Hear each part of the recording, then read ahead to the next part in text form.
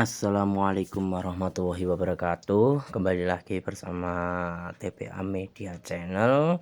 Kita simak, kita ulas, kita kaji bersama-sama terkait dengan pernyataan-pernyataan soal P3KPI khususnya, dan secara umum kita adalah manusia yang diciptakan oleh Allah Subhanahu wa Ta'ala, yang memiliki agama yang disempurnakan olehnya, yaitu agama Islam rahmatan lil alamin.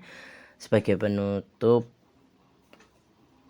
para nabi yang dibawa oleh Nabi Muhammad Shallallahu Alaihi Wasallam sebagai utusannya. Maka mari bersama-sama kita kaji. Untuk soal yang pertama, hukum pidana Islam atau fikih jenazah. Menurut ulama mazhab Hanafiyah, pelaku jarimah pencurian tidak akan dijatuhi sanksi potong tangan apabila barang curiannya kurang dari ... Sedangkan ulama mazhab Syafi'iyah berpendapat bahwa seorang pelaku jarimah pencurian tidak boleh dipotong tangannya apabila barang curiannya kurang dari... Intinya adalah perbedaan sanksi hukuman dari pendapat mazhab Hanafi dan Syafi'i.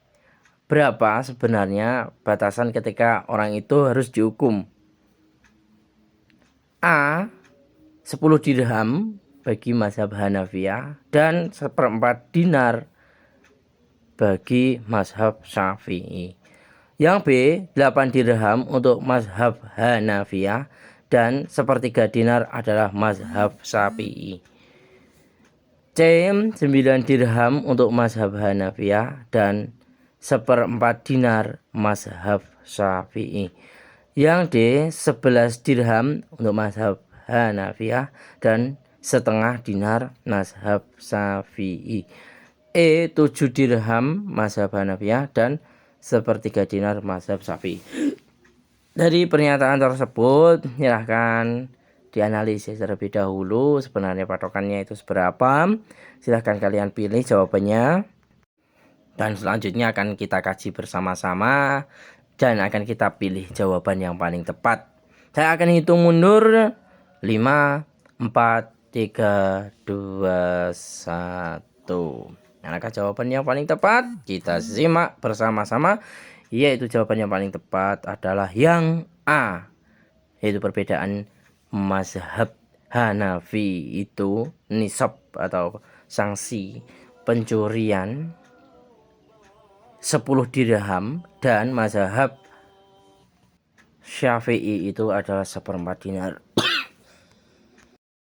Jadi perbedaan antara kedua mazhab tersebut yaitu terletak pada batasan pencuriannya. Batasan pencurian yang paling tepat yaitu yang A, bahwasannya untuk mazhab Hanafi adalah 10 dirham dan untuk mazhab Syafi'i adalah 1/4 dinar. Yang membedakan antara kedua belah tokoh tersebut, sehingga seorang yang melakukan pencurian itu harus dikenakan hukuman.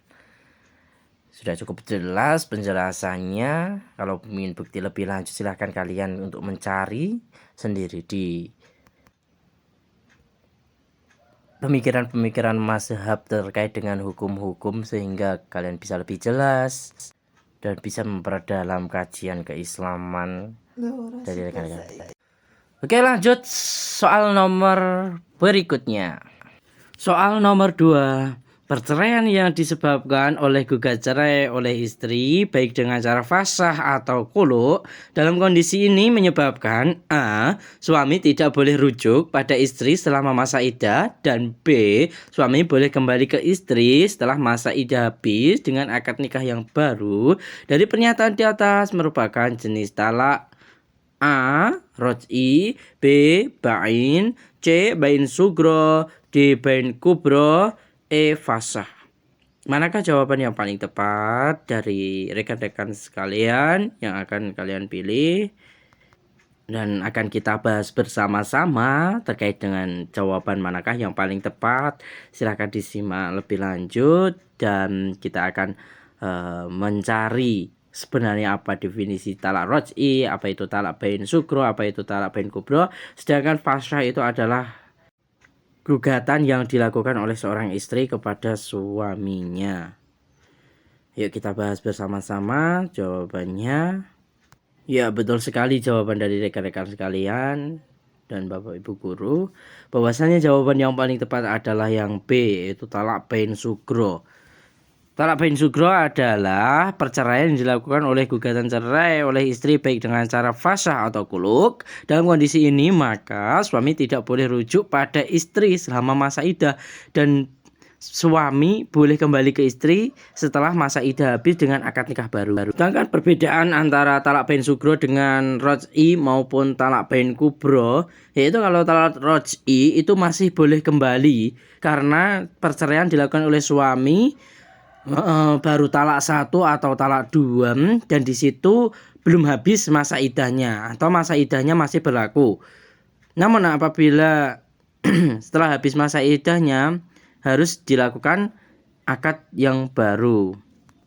Intinya kalau talak roj'i itu masa iddahnya masih ada, maka tidak perlu akad kembali.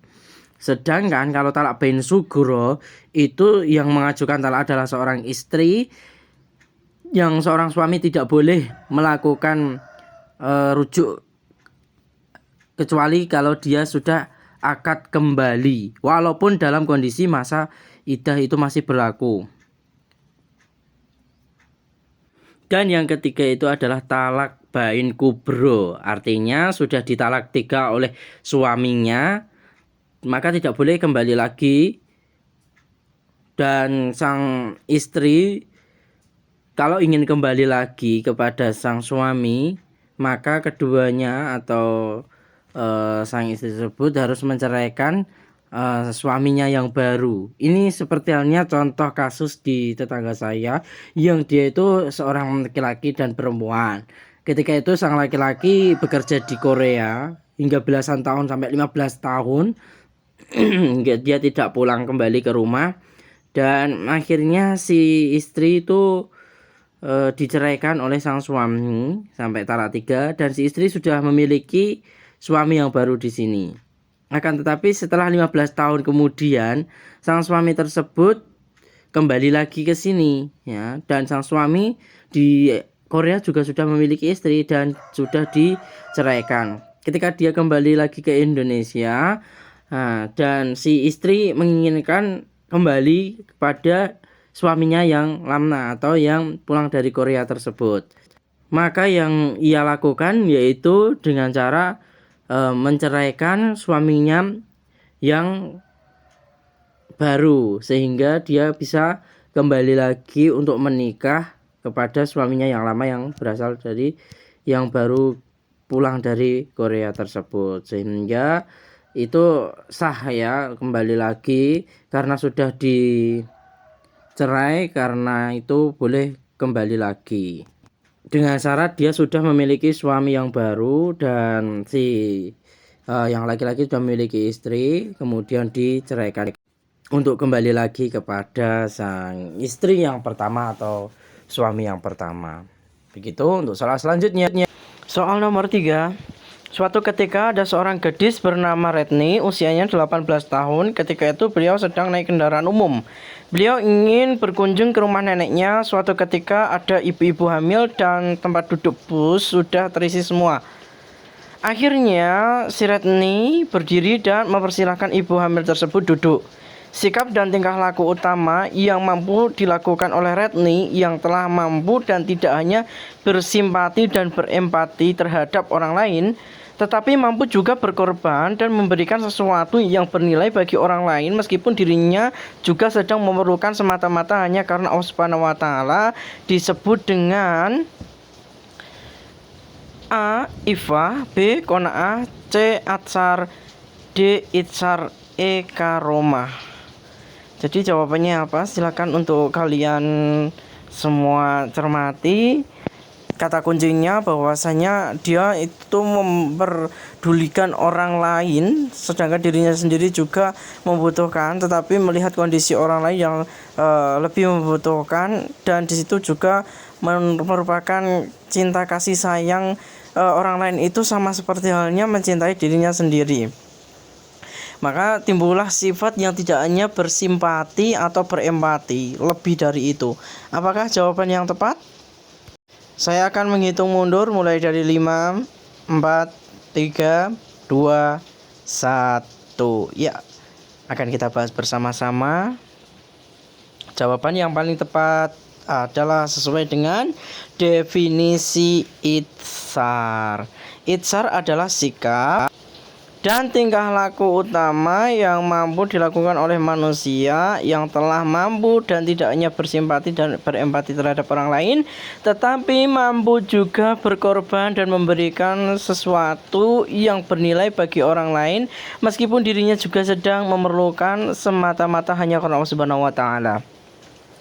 Jadi itu adalah definisi sesuai dengan apa yang ada di soal tersebut, yaitu sesuai dengan definisi itsar. Sedangkan untuk ifah itu adalah menjaga diri dari perbuatan-perbuatan yang dilarang oleh Allah Subhanahu wa Ta'ala. Qanaah adalah merasa cukup dengan apa yang kita miliki. Atsar itu seperti halnya di ilmu hadis, bukan termasuk dari cabang ilmu akhlak ini. Karomah, kalau karomah itu seperti halnya sesuatu kelebihan yang diberikan kepada para wali-wali Allah Subhanahu wa Ta'ala. Mungkin itu penjabarannya, bisa kalian cermati sehingga ketika ada soal bentuknya seperti ini kita bisa menjawab dengan benar. Untuk soal nomor 4, sesuatu yang diperintah oleh syar'i untuk melakukannya secara pasti dan tidak ditentukan waktu pelaksananya, seperti orang yang melanggar sumpah, dia harus membayar denda. Pelaksanaan membayar denda itu atau ini tidak ditentukan waktunya. Ia dapat melaksanakannya langsung setelah melanggar sumpah atau dalam jeda beberapa waktu. Jika ditinjau dari segi waktu pelaksanaan, pernyataan di atas termasuk A. Wajib muqayyad, B. Wajib mutlak, C. Wajib muhaddad, D. Wajib ghairu muhaddad, E. Semua jawaban benar. Silahkan dipilih jawabannya rekan-rekan sekalian. Apakah jawaban yang paling betul adalah yang A, B, C, D, ataupun yang E yang merupakan semua jawaban itu benar.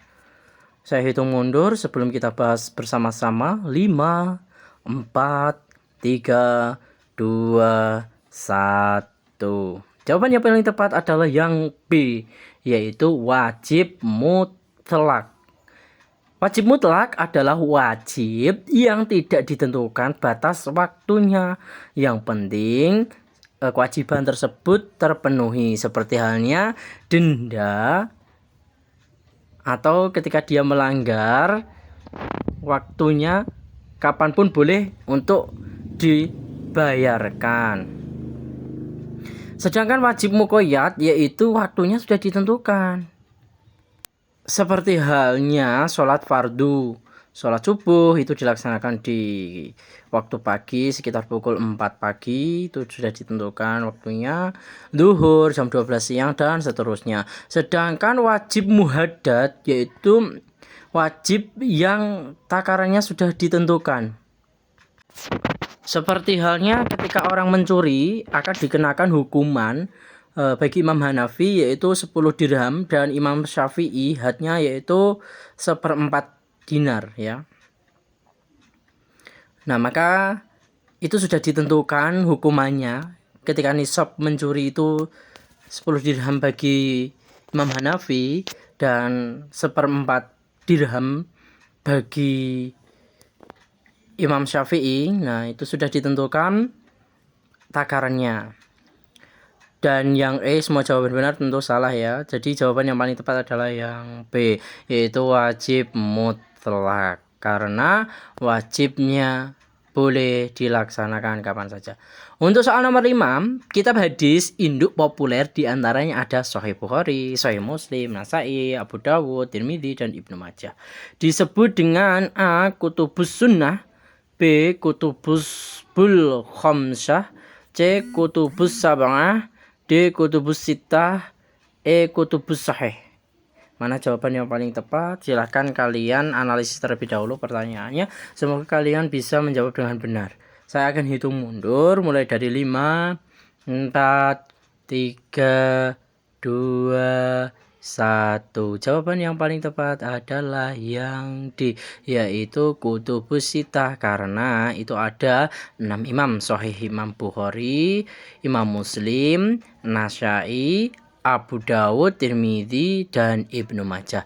Keenam imam tersebut maka dalam hadis induk populer dinamakan Kutubus sittah. Begitu rekan-rekan sekalian.